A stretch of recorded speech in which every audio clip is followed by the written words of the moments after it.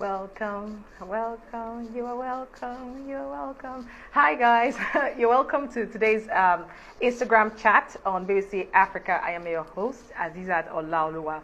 So today, in commemoration of the International Girls in ICT Day, we will be looking at tech giants setting up in Africa. The recent one, of course, being Twitter deciding to set up in Ghana. One of the many ones, that are already established on the continent, just extending their branch, so to speak. So we're going to be looking at the benefits this is going to bring to the continent, how it's going to impact on Africa's tech landscape in perhaps 10 years' time. Are we going to be seeing visible changes? And what does this mean to you as an average African person? What are the opportunities there are? Which ones can you do? Take advantage of? What skills are expected for you to be part of the knowledge-based future that is being, being advanced at the moment? And of course, what does this mean for you? And then again, the positioning of African women in all of this, because you know that African women already are underrepresented in STEM. Not just African women anyway, but generally women. But African women are more impacted when it comes to, their representation in STEM. So today I have three amazing, successful African women who are taking up space in ICT. And we'll be sharing ideas. They'll be talking about their experiences, what they are doing to support women, how it's been so far for them when it comes to ICT profession. What are the opportunities basically, and what are you supposed to do to plug into the opportunities these tech giants are going to create as they come to Africa? So let me just check if they are here. Thank you. And Ethel, welcome at last. We have you here. Yes. Yes. Yeah. Technical hitches.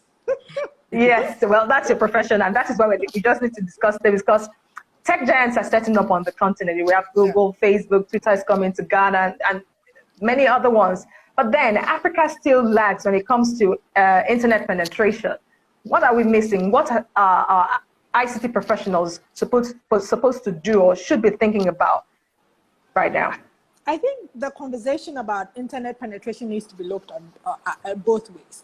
One, for telcos, it might not necessarily be profitable to blanket a whole country with 4G or 5G because it's expensive. And so, of course, they will stay with the urban areas. And then you have the second issue of the cost of cell phones. So in order to access the internet, you at least need a minimum of $100, $50 to $100 phone, which is not something that everyone can afford. And that is something that affects the internet penetration. But it doesn't stop access to technology, because there are ways in which rural areas can be reached using SMS and USSD, which is unstructured data, which is, you can have a very complex back end that does a number of things. It happens in agri-tech, it happens in mHealth, where you use SMS, unstructured messages, structured messages that can allow people to access, say, health data, access information without necessarily using the internet. Ethel, from what Blessing said, because earlier you talked about poverty playing a role when it comes to, internet penetration, tech penetration, and all of that, but you can still innovatively dissolve it so it gets to the grassroots. But then she talked about education and, not having access, most African schools not having access to electricity, because I read something about, modernizing the curriculum in most schools on the continent, so that it can teach children coding, app development from primary school levels. But then what she said about electricity is going to hamper that. So poverty, again, at home, because it means that you have to practice. When it comes to ICT, career, you have to practice for you to be able to know it. How do you unplug that? Or how do you just, honestly, I'm confused here. What do you do for you to make this accessible, STEM education accessible actually to African children, and then again, making it attractive to the girl child? I think fundamentally, the thing you start with is just in Ghana, where we have free education from primary level to secondary level, which takes away, I suppose, the conversation around that there is not enough money to take a child to school. So free compulsory basic education, that's one. Now, I agree with you on, we've had a personal, we worked with Ghana's Information and Communications Technology, the Ghana's ICT ministry to help train young girls in a couple of the regions in Ghana. And one of the things we found out when we arrived was that we didn't actually have to teach coding. Basic math, basic English, basic things that needed to be taught before you could go ahead and teach coding was not available. So that's one of the big things around sort of one of the things we are advocating around, just mathematical and English and science curriculums being rejigged to meet these needs. And also the other problem is the ICT curriculums, especially in Ghana, are very much about making the African child a user of technology and not a maker or a developer of technology. And so here you are being taught how to use this application and that application. That in the end is not useful.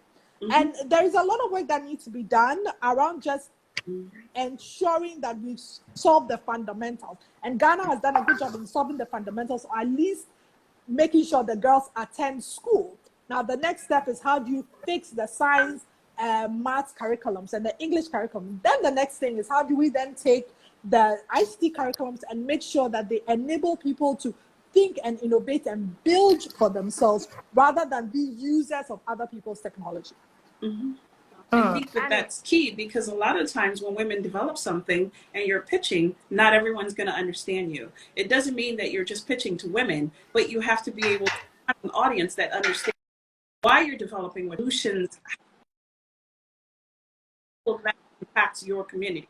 So to now have women that are focusing on funding and actually using the bridge of, like, you know, artificial intelligence, machine learning, even blockchain, that are looking to fund women that are doing the progressive technology in terms of what's happening, that's priceless at this moment in time. So we can celebrate small, that we have women that are actually funding women in order to make things happen. No, I think that, just to add to that conversation, I think that if you look at the numbers, about only in the last 2020, when you look at the numbers of the money that came in terms of VC funding, only 15% of organizations with a woman that was a co-founder, was part of the management team, broached the $1 million mark. It means that there's a very small amount of women that are making, actually getting money. But what is encouraging, like Annie said, is that women like me and women like Pauline Kobol with She Equity, women who have come up through the process are now becoming angel investors. So you are beginning to see more, what's her name? There's 2 Nigerian young women that started First Check, which First Check, which is they're actually giving between, I think it's about $15,000 to $25,000, ridiculously early startup, women-led startups. So these are women that have founded companies themselves that are now beginning to become angel investors, that are putting not the $1 million checks, because we might not necessarily have that, but the $10,000 checks, the $15,000 checks, the $20,000 checks that are enabling younger women and other women that are coming up to build up. We've done some work with Ingressive in training and building. Ingressive is also doing an amazing job in terms of making sure that funding gets into the hands of innovative Africans that are building things. Okay, so Ethel, what role can a gender-sensitive policy, play in all of this? Because I know that I've heard that Ghana is trying to put policy in place to encourage more girls into STEM, more women taking a career in education, even companies, encouraging women to be able to get jobs by giving them more skills after graduation from the university. So paint a picture of what is available in your country for us, and use that as a launchpad for what other African countries can do to make it more inclusive. Okay. So one of the things Women in Tech has been working hard to really do in the last couple of years, or pre-COVID, is to be part of the policy conversation. So we've connected with, the African Development Bank and organizations like that drive policy, and the African Union that drive policy that enable government. In Ghana particularly, Ghana built an ICT policy in the early 2000s, and I was an intern at the time, but I got the chance to be part of that process. A couple of years now, I am part of the advisory. I was part of the advisory group that was supporting Ghana's vice president in the digital agenda. So we were part of the redesign of Ghana's ICT policy. And part of my advocacy on that was we need gender-specific ICT policies. It might be wonderful that we have policies that cover all, but we need policies that bridge the gender gap, as well as policies that bridge the urban-rural gap. Right.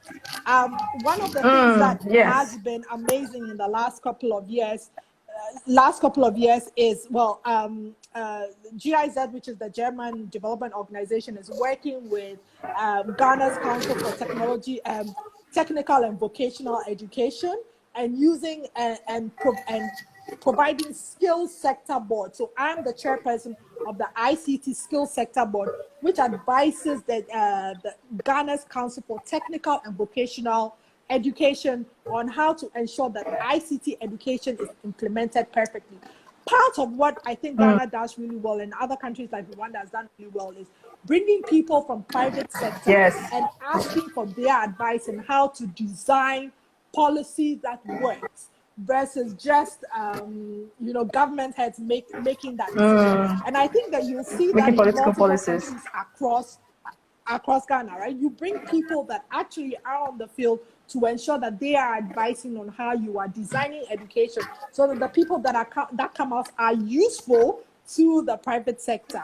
Now, it's very important, like I said, the African with our women in technology Africa is doing our very best to be part of conversations in the AU, as part of the conversations in the UN, that pushes governments to, every time you think ICT, because digital is now such a buzzword, every time you think about it, also think about gender mainstreaming when you are having that conversation. Otherwise, it's not a complete conversation. Okay.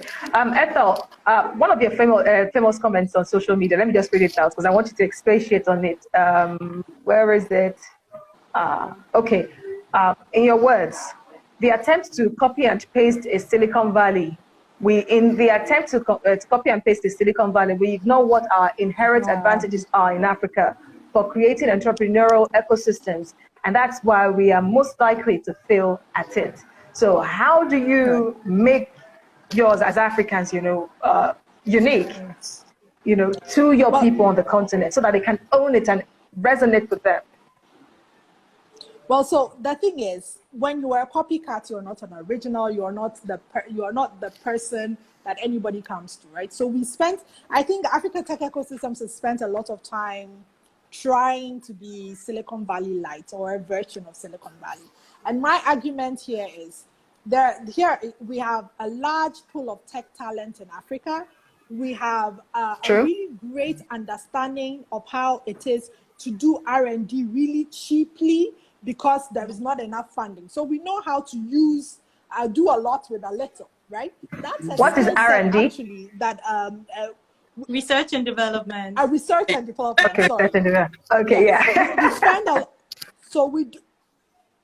We spend a lot of time, because we don't have enough. We get very innovative in how we do our designs and how we think through things, and that's an inherent advantage that we have.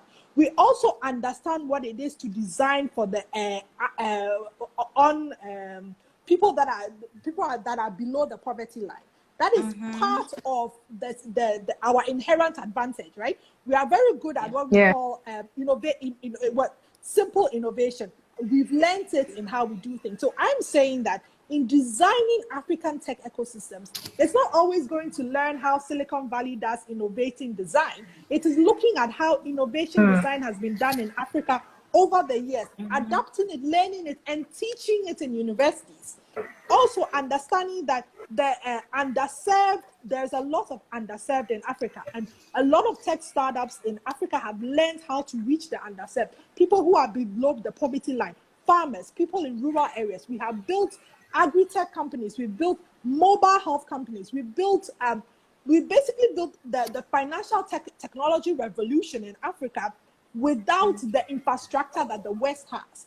And so when we are designing our ecosystems and we want to think like Silicon Valley, or we want to design like Silicon Valley, we make a mistake. Because if you look at a country like Israel, they are a very small country, but if you look at the kind of tech that comes out, the kind of exits and the number of people selling companies that come out of Israel is because they understand what they are good at, which is security design, right? Building building technology that is good for defense and security. So we also need to sit down and rethink really what are we good at? How do we teach it? How do we design ourselves so that we stand apart from the rest of the world so that we can attract the capital and the users and the things we need to grow our ecosystems? Right. Proper education in economics is crucial to build. Sarah_Black says, sorry if this has been covered, but does big tech setting up represent colonization part 2? The question to you. Like it or love it, that seeing women win and being supported be our men and other women is valuable. Okay, so seeing women win and being supported by men, I think that's what the person was trying to say, by men and other women, of course, is very valuable. Someone says, what do you think the regional differences are within the African ecosystem? Do you think the narrative focuses on some countries more than the others? So I'm thinking it would be about, tech giants going to some countries on the continent and us going to the other ones. I'm sure you have something to say about that, Ethel, on some of these decisions that tech companies would want to make before they decide to come and set up in a place, especially in Africa, a developing continent. Yes, I mean, listen, the thing is every company has what their agenda is and what they want to achieve. But I wrote a piece about a week ago based on this whole Twitter coming to Ghana thing. It is basically you normally you would start with the ease of doing business. There's a World Bank index, ease of doing business.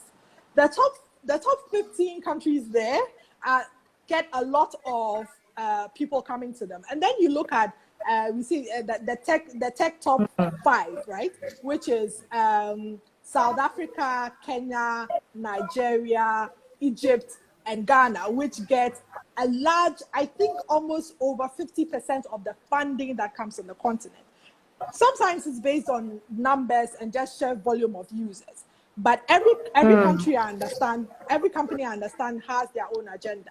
So you as a small country like Rwanda understands it might not necessarily have the numbers, but it might have policies in place that will attract people, right? So if you look at Rwanda's corporate tax policy, it is designed specifically to lure big tech to come to it. If you look at the startup policies that they've designed and Rwanda's master plan, smart master plan, you'll see that they have designed and set up their country in a way where it's the place where people want to come. Same as Mauritius, right?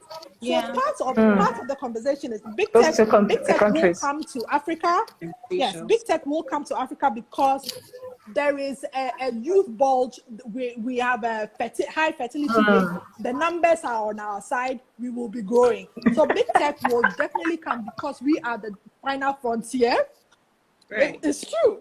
But the thing is for each country within those regions to begin to set itself up in a way where it enables these companies to say, look, Microsoft, Google, Facebook, they've been on the continent for a while, right? They understand that there is money to be made on the continent. It's the next frontier. Yeah. So be it Nigeria, be it Ghana, be it Rwanda, it is up to our governments to set themselves up in a way where we will invite the kind of investment that comes with big tech. And then it will also give us jobs, right? So the more they come in, the more we now have local talents building for Microsoft, building for Facebook, building for Twitter. I mean, I think the future for tech in Africa is really bright. We need to be able to take advantage of it.